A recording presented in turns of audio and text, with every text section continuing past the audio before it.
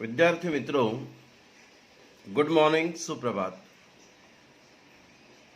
कक्षा 10वीं हिंदी पाठ क्रमांक 6 के बारे में हमने गत तासिका में पार्ट 1 में चर्चा की थी। कक्षा 10वीं पाठ क्रमांक 6 गिरिधर नागर कवयित्री संत मीराबाई गिरिधर नागर इन पदों का पहला हिस्सा फर्स्ट पार्ट हमने कंप्लीट किया था। दूसरे हिस्से की ओर हम जाएंगे। इन पदों का स्पष्टीकरण देखेंगे। संत मीराबाई इन पदों के द्वारा क्या कहती है। संत मीराबाई ने पहले पदों में थोड़ी सी उसकी पुनरावृत्ति हम देखते हैं। कवयित्री कहती कि मेरे तो गिरिधर गोपाल दूसरा न कोई, जाके सिर मोर मुकुट मेरो पति सोई। गिरी को धारण करने वाले, गायों का पालन करने वाले कृष्ण के सिवा मेरा और कोई नहीं। उनके मस्तक पर मोर का मुकुट शोभित है। उसके लिए या उनके लिए मैंने कुल की मर्यादा को छोड़ दिया, चाहे मुझे कुछ भी कहे।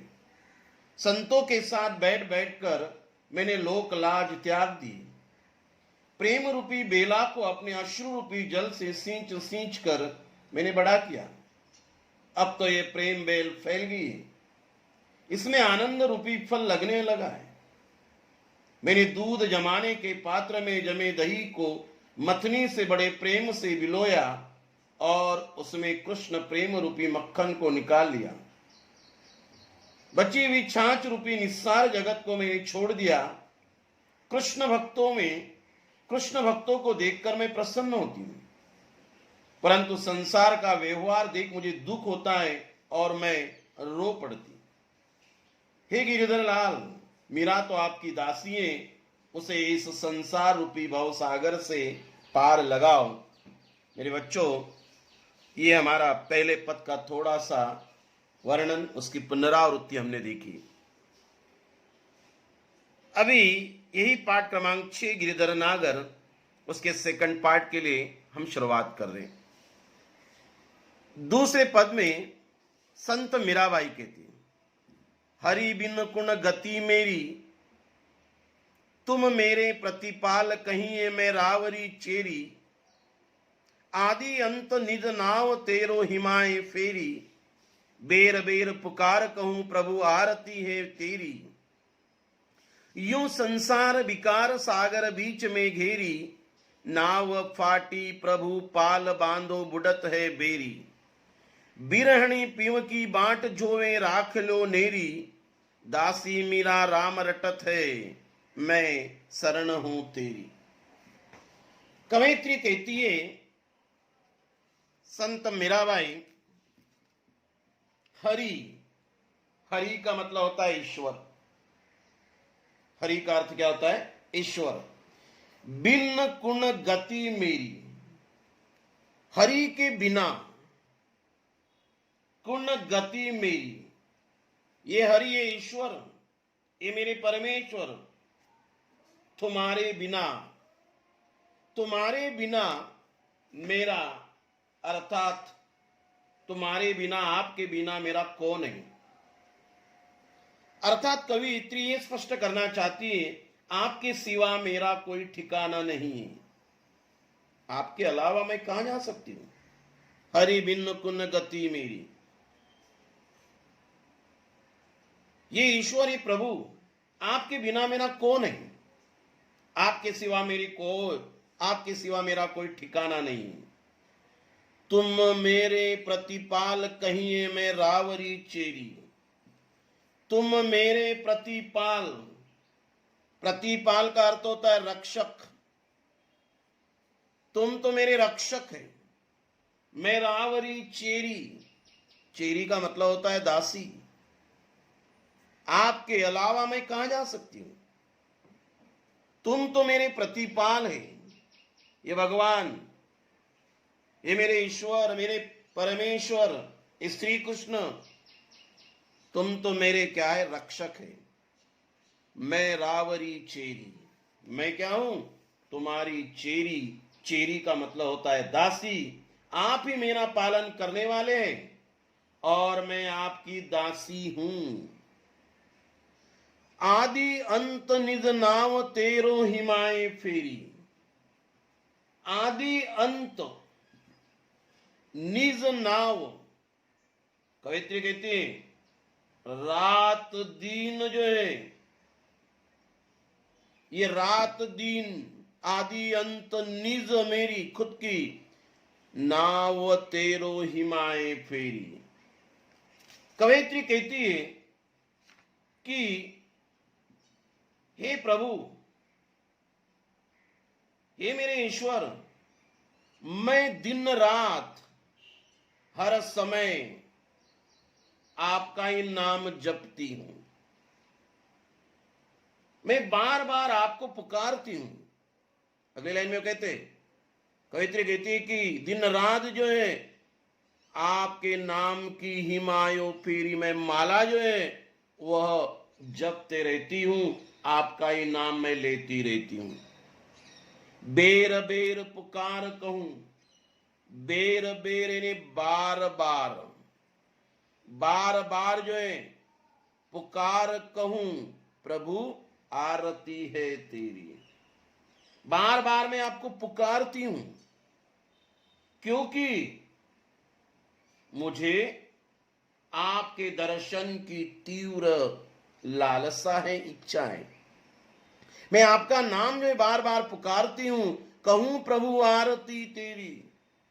आपकी जो आरती है मैं बार बार आपको पुकारती हूं क्योंकि मैं आपकी आरती भक्ति करती हूं, क्योंकि मुझे आपके दर्शन की तीव्र इन्हें बहुत बड़ी इच्छा है।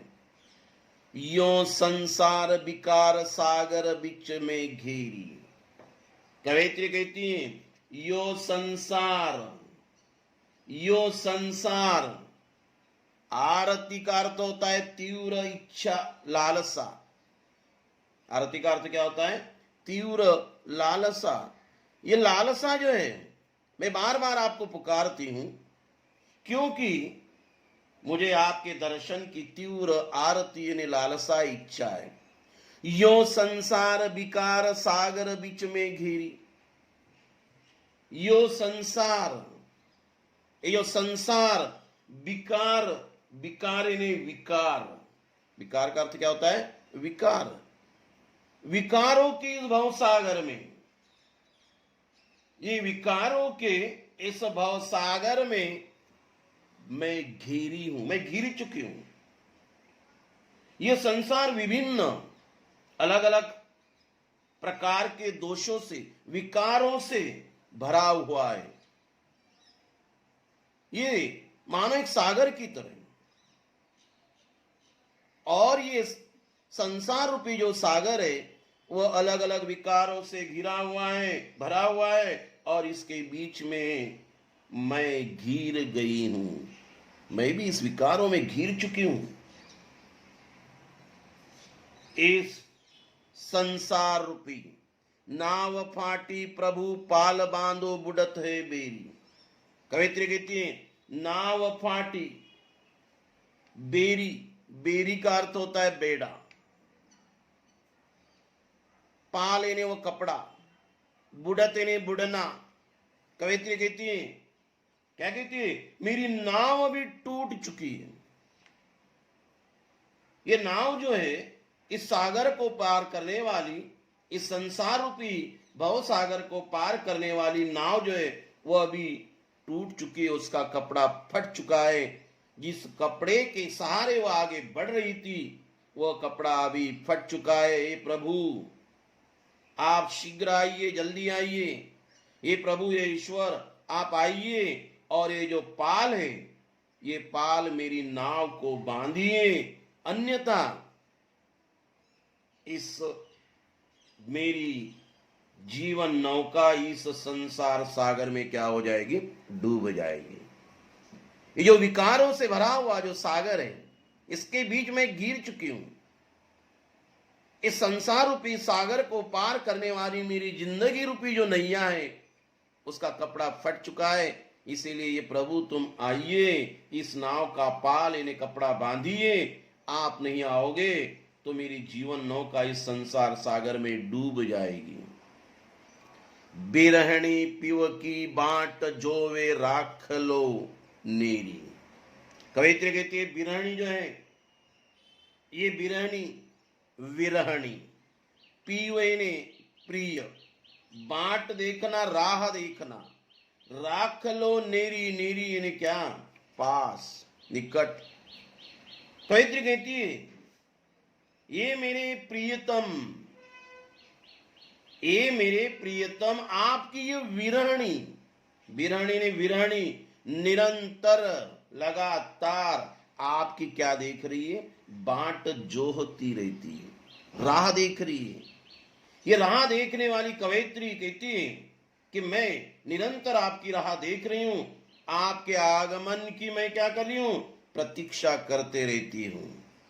दासी मेरा राम रटत मैं, राम रटत है मैं शरण हूं तेरी। दासी मेरा, ये आपकी दासी जो है मेरा सदा आपके नाम का स्मरण, शरण मतलब शरण, आपके नाम का जो स्मरण करती है और आपकी शरण में आई।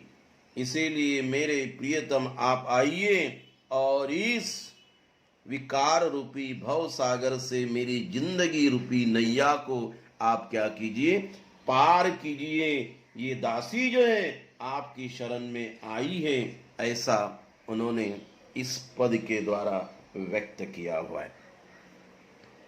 कवयित्री कहती है आपके बिना मेरा कौन है, आपके सिवा मेरा कोई ठिकाना नहीं, आप ही मेरे पालन करने वाले हैं, मैं आपकी दासी हूं। दिन रात जो है ये दिन रात मैं जो है आपका ही नाम जपते रहती हूँ और आपको ही बार बार मैं पुकारते रहती हूँ। ये जो संसार है ये संसार दोषों विकारों से घिर चुका है, जिसके बीच मैं भी घिर चुकी हूँ। इसीलिए प्रभु आइए और इस संसार रूपी सागर से मुझे क्या कीजिए, निकाल लीजिए। मेरी जो जिंदगी रूपी नैया है, ये जिंदगी रूपी नैया का जो पाल इन्हें कपड़ा जो फट चुका है, अर्थात मैं इस सागर को पार नहीं कर पाऊंगी। इसीलिए आप आइए, मेरी जिंदगी रूपी नाव के कपड़ा पाल बांधिए और इस संसार से मुझे डूबने से बचाइए। कवित्री कहती है ये प्रियतम आपकी विरहणी जो है, ये विरहणी क्या कर रही है, निरंतर आपकी प्रतीक्षा करती रहती है, आपकी बाट जोहती रहती है। आपकी ये दासी जो है, ये दासी मीराबाई सदा आपके नाम का स्मरण करती है और आपकी शरण मतलब शरण में आ चुकी है। आइए मेरा इस संसार से निकाल कर मुझे उद्धार कीजिए, ऐसा कवयित्री कहती है। अगले अंतिम परिच्छेद की ओर हम जाएंगे। फागुन के दिन चार होरी खेल मनारे, बिन करताल पखवाज बाजे अनहद की झनकार रे। बिन सुर राग छती सु गावे रोम रोम रणकारे। सील संतोष सील संतोख की केसर घोली, सील संतोख की केसर घोली प्रेम प्रीत पिचकार रे। उड़त गुलाल लाल भयो अंबर बरसत रंग अपार रे। घट के पट सब खोल दिए है लोक लाज सब डार रे। मीरा के प्रभु गिरधर नागर चरण कवल बलिहार रे। कवयित्री कहती फागुन के हे मेरे मना, फागुन के दिन चारों होरी खेल मना रे। कवयित्री कहती है ये महीना जो है, मास जो है कौन सा है, फागुन का है। इस फागुन के मास में होली खेलने का समय अति अल्प होता है। ये मेरे मना बहुत ही कम समय होता है और ऐसे कम समय में क्या करना है, तुझे होली खेलना है। अतः तुझे भरपूर मात्रा में ये मना तुझे क्या करना है, होली खेलना है। बिन करताल पखवाज बाजे। अर्थात कवित्री कहती हैं, जिस प्रकार होली के उत्सव में नाच आदि का आयोजन होता है, उसी प्रकार कवयित्री कहती है, उसी प्रकार कृष्ण प्रेम में मुझे ऐसा प्रतीत होता है। क्या प्रतीत होता है? मानो करताल पखवाज, विशिष्ट प्रकार का बजाने का ये बाजा होता है। तो करताल पखवाज बाजे, अनहद की झनकार रे। कवित्री कहती है कि जो करताल है, पखवाज है, आदि बाजे जो है बज रहे, ऐसा मुझे प्रतीत होता है। कवित्री कही, संत मीराबाई कहती कि मुझे ऐसा महसूस होता है, प्रतीत होता है, मानो करताल पखवाज आदि बाजे बज रहे और अनहद नाद का स्वर मुझे सुनाई दे रहा है। अनहद की झनकार रे, ये जो झनकार है, स्वर है, वह मुझे सुनाई दे रहा है। किसका? करताल और पखवाज का। जिससे मेरा हृदय क्या हो रहा है? बिन सुर राग छतीसु गावे रोम रोम रणकार रे। कवयित्री कहती है, बिन सुर बिना सुर, राग छतीसु, छतीसु इन्हें श्रेष्ठ, श्रेष्ठ ऐसा राग गावे रोम रोम रणकार रे। कवयित्री कहती कि मेरा पूरा शरीर, मेरा रोम रोम, जिससे मेरा हृदय बिना स्वर और राग के अनेक रागों का आलाप करता रहता है। श्रेष्ठ ऐसे रागों का मेरा हृदय आलाप कर रहा है। श्रेष्ठ ऐसे रागों का जो मेरा हृदय आलाप कर रहा है, अनेक रागों का आलाप करता रहता है, उससे क्या हो रहा है? मेरा रोम रोम भगवान कृष्ण के प्रेम में क्या हो चुका है? डूब चुका है। मेरा रोम रोम जो है भगवान कृष्ण के, जिससे मेरा जो रोम रोम है, शरीर ही पूरा भगवान कृष्ण के प्रेम के रंग में अभी डूब रहा है। सील संतोक की केसर घोली, सील संतोक की केसर घोली। कवयित्री कहती है कि जो शील है, संतोक यानी संतोष, संतोक का अर्थ क्या होता है? संतोष, तृप्ति। तो जो हमारा शील है, चरित्र है, तृप्ति है, ये शील और संतोष रूपी केसर का रंग जो है वो मैंने क्या कर दिया है? घोला है। प्रेम प्रीत पिचकार रे, प्रेम प्रीत क्या है? पिचकार रे। मैंने क्या किया है? शील और संतोष रूपी केसर का रंग घोल तो दिया है। मेरा प्रिय प्रेम ही होली खेलने के लिए, खेलने की क्या है? पिचकारी है। अभी रंग तो है, लेकिन पिचकारी की आवश्यकता होती है। इसीलिए प्रिय प्रेम की होली खेलने की ये मेरी अभी पिचकारी है। उड़त गुलाल लाल भयो अंबर। कवित्री कहती है कि उड़त गुलाल, आकाश, उड़ते हुए गुलाल से सारा आकाश जो है लाल हो गया। अंबर यानी आकाश, उड़त यानी उड़ाना। गुलाल जो होता है, ये लाल रंग का गुलाल, इससे सारा आकाश जो है, ये सारा आकाश लाल हो चुका है। बरसत रंग अपार रे। अब मुझे क्या हो गया है?